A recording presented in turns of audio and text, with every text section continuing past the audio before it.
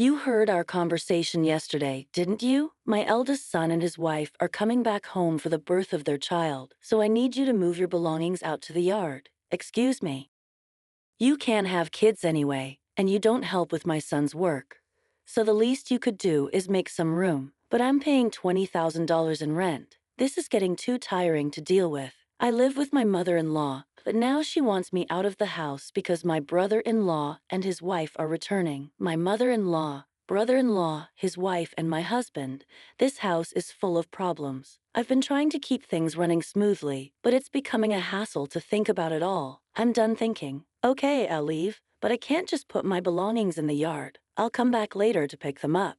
You're leaving? Thank you. That's a big help, my mother-in-law said, ignoring my pleas. I started packing my things and left the house. 7 seconds after stepping out the door, I took out my phone and called a junk removal service. Once I stopped thinking, no one could stop my actions. I'm Florence, a 43-year-old consultant. My husband, George, is also 43 and runs 4 restaurants. We're both 43, and people often assume we've been married a long time and have a kid or two, but we're actually newlyweds. We both lived as workaholics and didn't marry until this age. I had given up on marriage just before turning 43, but a random visit to a bar after work changed my mind. Is this your first time here? He asked. Yes, that's right. I had been curious about it for a while, but it was hard for me to go in alone because the place is so stylish. But I worked hard today, so I decided to go in as a reward to myself. I was relieved to find a counter where it was easy for a loner to spend time. We have many women who come alone, so feel free to visit anytime. My husband George chatted with me with a smile. I sat at the end of the bar. I knew he was just trying to attract a new customer,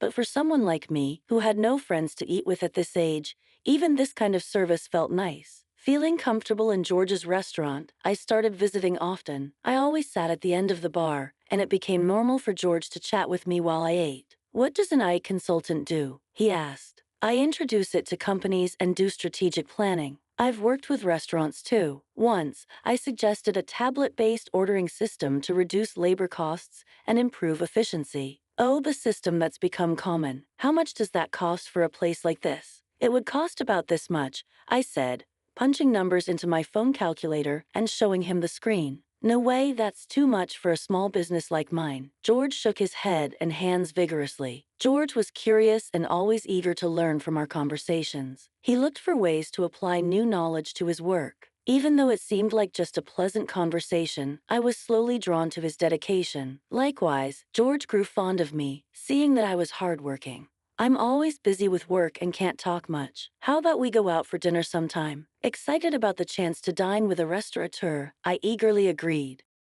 I was thrilled to be asked out, but saying something so girlish at nearly 43 would be embarrassing. So let's just leave it at that. My husband didn't just ask me out that one day. He continued to invite me out for meals occasionally. It's natural for adult men and women who frequently dine together to develop a romantic relationship. We started dating, and 3 years later, as we both turned 43, we decided to get married. Feeling shy about being a bride at 43, I asked my husband to skip the wedding ceremony. We just took some photos of us dressed up. After we got married, I moved from my apartment to my husband's house. His house is a 4-story building with a garden and parking, located in a high-end area. The rent is apparently around $22,000. My husband was living there with his mother. Some might think it's unthinkable to live with a mother-in-law right after getting married, but I'm 43, so I didn't mind much. Plus, my mother-in-law is 71, and my father-in-law has passed away, so living together seemed necessary. When my husband suggested living with his mother, I immediately said it was okay, but after starting to live with my mother-in-law, I regretted accepting so quickly. When I moved into my husband's house, besides the bedroom for us, I even got a nice office room for myself. The house seemed too big for just 2 people, with many spare rooms. Once I settled in, I asked my husband, "Why do we need such a big house just for you and your mother?" He replied, "I have a brother 4 years older than me. He left home after college, and we've mostly lost touch. He hasn't been home at all, and it's been a few years since I've heard from him. He's been moving from job to job and place to place. He's the kind of man who might get into trouble and come back to me and Mom, so we decided to rent a bigger house. I think it's a little too big, but now that I'm married and you've moved in, I guess it all worked out. While unboxing my books and arranging them on the shelf, my husband talked about his brother, Arthur, with a smile. It seems Arthur is aimlessly hopping from job to job, but my husband doesn't think badly of him. Don't talk about that kid. What if he really comes back? My mother-in-law appeared at the doorway of what would be my office, seemingly checking on us. It appears she doesn't have a good opinion of him. Unlike my husband, it's understandable for a mother to be cold towards an elder son who shirks his responsibilities. However, I'm worried that my husband and my mother-in-law might clash over his brother someday. Also, I'm not too fond of you either. Mom, come on. We're going to live together now. So stop saying things like that. I'm not saying you should leave. I just need to make things clear from the start. My mother-in-law said as she walked away, her slippers making a padding sound. I'm sorry, I'll talk to her, my husband said. It's okay, I replied.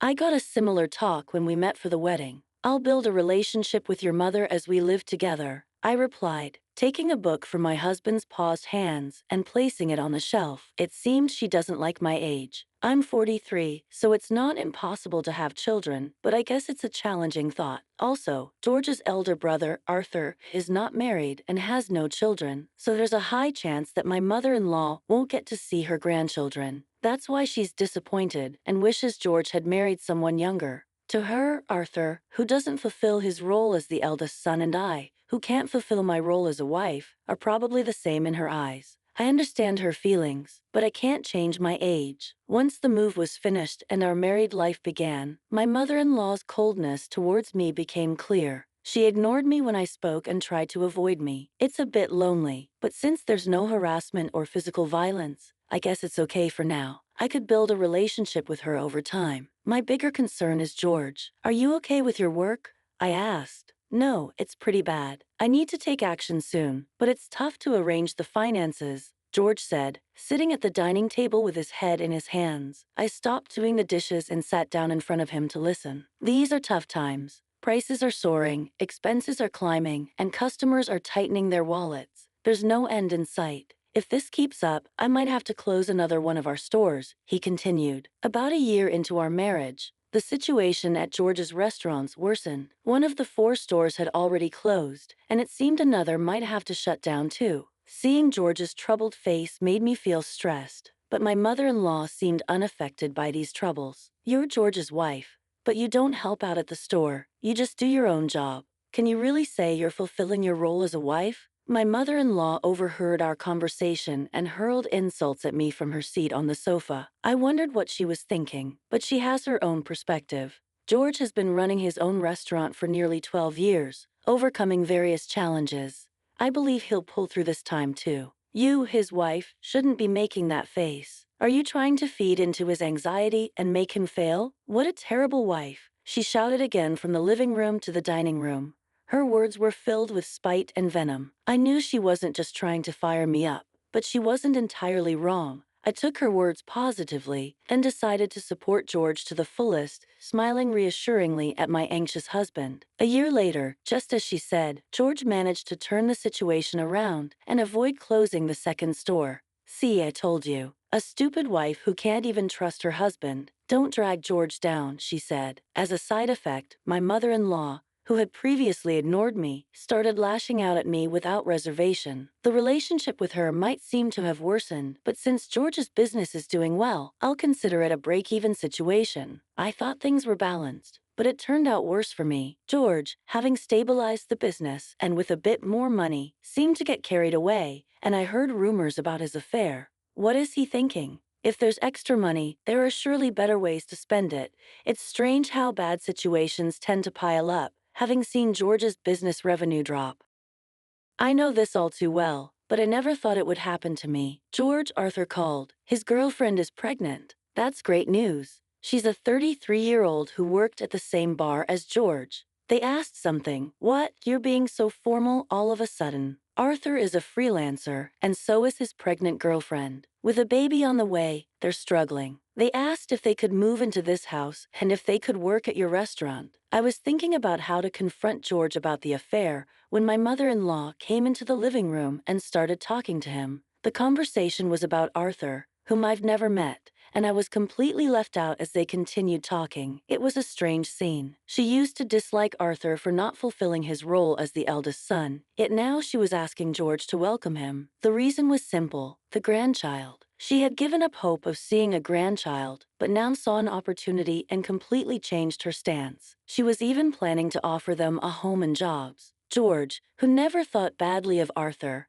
had rented this big house for such a time, but the situation has changed, and now I hear this. Isn't it odd to have Arthur and his family move in? I looked at George in the living room from the dining area. He was looking back at me with a clearly troubled expression. Come on, it's a good thing. Arthur is in trouble, and you, George, have the means to help him. Ah, okay, I got it, George sighed, unable to say no to his mother. I had hoped he would stand up to her, but it seems it was just wishful thinking. He kept glancing at me, probably worried about my reaction. The worsening relationship with my mother-in-law, George's affair, and now living with Arthur and his family, the problems just keep piling up. Overwhelmed and not knowing where to start, I decided to abandon things for today and just go to sleep. The next day was a holiday, and probably due to extreme mental fatigue, I slept in until late morning. George was at work, so it was just my mother-in-law and me at home. Dreading what she might say about my sleeping in, I reluctantly headed to the living room. You sure slept in. Must be nice to have such leisure, she said. Bracing myself for her usual nagging about not fulfilling my duties as a wife, I tensed up,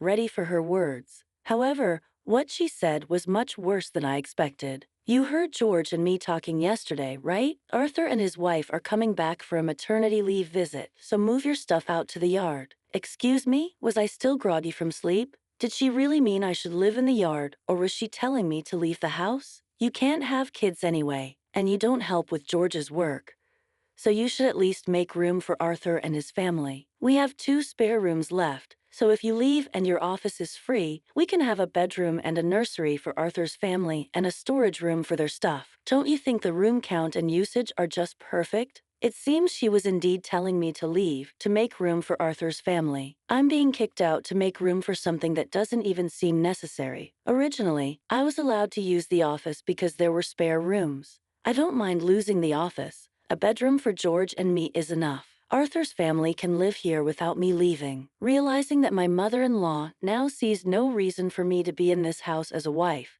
since she can see her grandchild, I thought about the $20,000 I was paying in rent. I'm too tired to deal with all this. I decided to clear my mind and rest. Silent with my mother-in-law, the only sound in the living room was the ticking of the clock. Okay, time to leave. After resting my mind, I decided it was too much trouble to worry about what happens to George, my mother-in-law, Arthur's family, and their future. I chose to leave the house. Understood, I'll leave. I can't put all my belongings in the yard, so I'll come back later to pick them up. You're leaving? Thank you, that helps, my mother-in-law said, pleased. Ignoring her, I started packing my things and left the house. 7 seconds after stepping out the door, I took out my phone and called a junk removal service. My decision, made after stopping my overthinking, couldn't be stopped by anyone. Let them all regret this choice later. I left the house and decided to stay at a hotel for a while. I had called the junk removal service, but they needed some time to prepare. This worked out since I wanted some time too. 3 weeks after leaving, I rented an apartment and started living alone. I haven't heard from George since then. He probably thinks I'll come back eventually. The thought of George taking the current situation lightly infuriates me. However, today is the day after his restaurant's day off. I expect a call from George when he visits the restaurant for lunch. Crap, hey, what's going on here? The restaurant is completely empty. Just as I thought, George called. I could explain over the phone, but it would be more efficient if your mom was there too. I'm heading to the house now. Can you come back? You can't open the restaurant anyway, right? I couldn't help but laugh before hanging up, amused by George's reaction. He must be quite shocked. Still chuckling, I started getting ready to leave.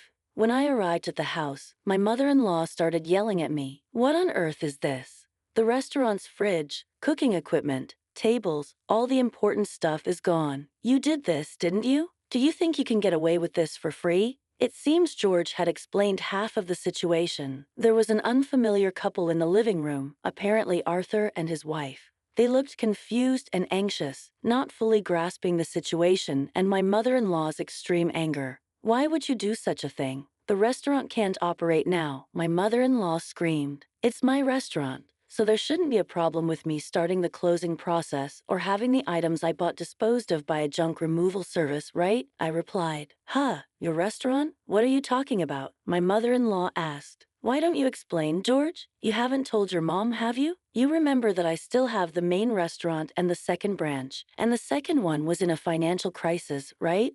Right. Yes, of course. You worked hard to turn it around, changing the tables, chairs, signboard, the restaurant's atmosphere, bringing in new cooking equipment, expanding the menu, and replacing the fridge and freezer to accommodate the new menu, right? Well, about that. Florence actually paid for those expenses. What?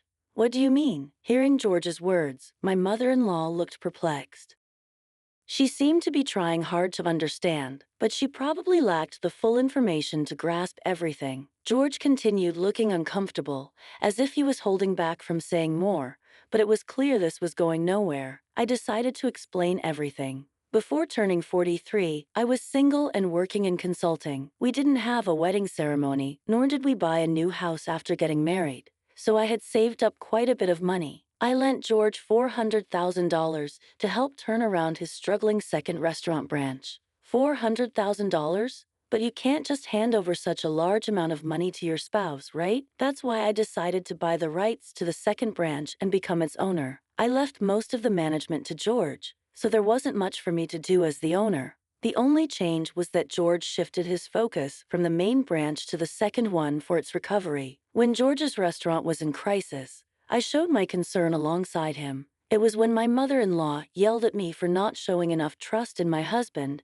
that I decided to support George to the fullest. My form of support was giving him the money I had saved during my single years. George, is this true? She asked. Yeah, it's true. She said it was okay if I failed and wasted the $400,000. She gave me the money, but since it was such a large amount, if it was going to fail anyway, she suggested becoming the owner. The plan was to pay back the borrowed $400,000 from the restaurant's earnings, but it was simpler for Florence to become the owner and have the restaurant's income go directly to her. It also meant that she could decide whether to close the restaurant or not. It's a lie. Can something like that really happen? My mother-in-law exclaimed. I understand it's hard to believe, hearing this all of a sudden. That's why I brought some evidence. I spread documents like the business license, transfer of rights agreement, and lease agreement on the table, proving that I was the owner of the restaurant. My mother-in-law's face turned red as she confirmed my name on those documents. Why didn't you say anything about this? You always talked about how you believed in George and how the restaurant was recovering, right? Even before we got married. You always encouraged George like that. He felt pressured by your words but tried to live up to your expectations, not wanting to disappoint you as the head of the household. You're pretty cold to people like me and Arthur, who don't fulfill their roles, right? That's why George couldn't tell you he borrowed a large sum of money from me. He could have just told me, she protested. That's why George couldn't speak his mind. Because you get upset easily. People like my mother-in-law often don't realize they're putting pressure on others. They might think it's just a small thing to say, but for the one under pressure, it's a huge burden, not something they can easily talk about. And even if they did speak up, you would likely be disappointed and start complaining. It was essential not to let George's spirit break under her constant jabs, especially when the restaurant was finally turning around. That's why I kept quiet too. But I really wish he had refused when Arthur and his family were coming back. Probably George thought it was work-related and agreed without thinking much. Mom, Florence said, I'm sorry. This situation is my fault for not being decisive enough. If I had managed the restaurant well from the start, Florence wouldn't have had to lend her money. And if I wasn't so weak, I could have told you the truth. If Florence decides to close the restaurant, then that's it, George said. But what about the part-time workers? My mother-in-law asked. Don't worry. In the past 3 weeks, I've already informed everyone about closing the restaurant, and they all understood. For those interested, I've arranged part-time work at other restaurants through my aita consulting contacts. That's a relief. That was my only concern, so everyone was in on this. Florence showed an empty restaurant as a surprise, and everyone kept the closure from me? George, I'm sorry too. I've been pressuring you, and Florence, I'm sorry for everything up to now. I won't tell you to leave again. My mother-in-law apologized, and it seemed as if everything was resolving nicely. But that's a misunderstanding. I'm far from being satisfied, and the discussion is far from over. Let's settle this matter next. What's this? George asked as I placed the divorce papers on the table. He picked them up in shock. What does this mean? Why a divorce? This is supposed to be a reconciliation, right? Don't just assume we've reconciled. You might think it's a secret, but I know about your affair with the part-timer. All the part-time workers knew about it too. That's just a rumor. You can't say things like that without proof. I displayed an image on my smartphone that a part-time worker had sent me and placed it on the table amidst the scattered documents. This is a photo of you entering a hotel. It was taken by one of the part-timers. If you leave the restaurant together and walk towards the nearby hotel district, anyone can take such evidence, not just the police or detectives. Did getting the second branch back on track give you too much confidence? You really got carried away. As the owner of the restaurant, I couldn't do much in the day-to-day operations, but I still visited the restaurant from time to time. That's when the part-time workers told me about George's affair and asked for my help. When I promised to handle it, they provided incredible support. They sent me proof and even kept the closure of the restaurant a secret from him. Wait a minute, closing the second branch and a divorce? What's going to happen to the rent for this place? George asked. The rent for this place? What do you mean? My mother-in-law asked. I haven't mentioned that yet. I've been paying the entire rent of $20,000 a month for this house, I said. Is that also true? She asked George. It's true. When the restaurant's revenue started falling, Florence started paying half of it, but as revenue continued to drop, the amount she had to cover increased. Eventually, she ended up paying it all. $20,000 a month is the same as my salary, so I paid all the rent, and George covered other living expenses like food and utilities. So if George gets divorced and only has the main restaurant left, obviously living here won't be an option anymore. George and my mother-in-law seemed deflated after hearing my words. They slumped as if they had exhausted themselves in a boxing match. Arthur and his wife, now somewhat understanding the situation, hesitantly joined the conversation. What does that mean? We came back here and can't live here, Arthur asked. Wait, Arthur, this is different from what we heard. We thought everything would be fine once we got back home, his wife said. Sorry, Arthur. Right now I don't have the means to help you with a restaurant or a house, I replied. Come on, do something. We're having a baby. At least give me a job, Arthur pleaded. We have enough part-timers. In fact, we need to cut down on staff costs. George will work hard, so just wait a bit longer, I said. That's what I'm talking about. Stop saying things like that. Hey, what about my house and job now? Arthur shouted. George, my mother-in-law, and Arthur started arguing about their future lives. Arthur's wife, whose name I still didn't know, looked uncomfortably out of place. I had delivered the news about the restaurant's closure and the divorce, so my business here was done. I was tired of constantly trying to smooth things over with George and his family, and I refused to live with Arthur and his wife. I didn't care what happened to this house next. They could discuss it amongst themselves. I left the house amid their shouting. After that, having evidence of the affair,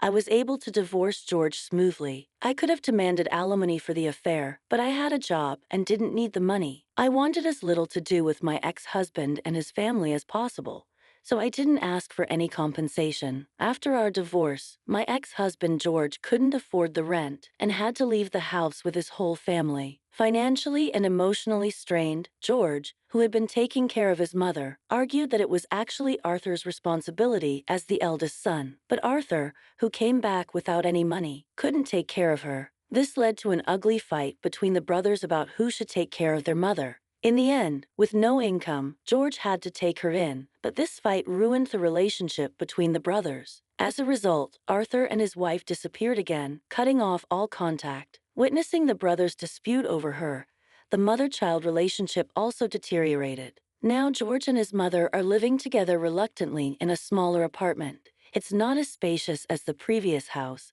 and they have to see each other all the time, but they hardly talk, creating an awkward atmosphere in the house. My actions, prompted by thinking ahead, resulted in the breakdown of a family relationship.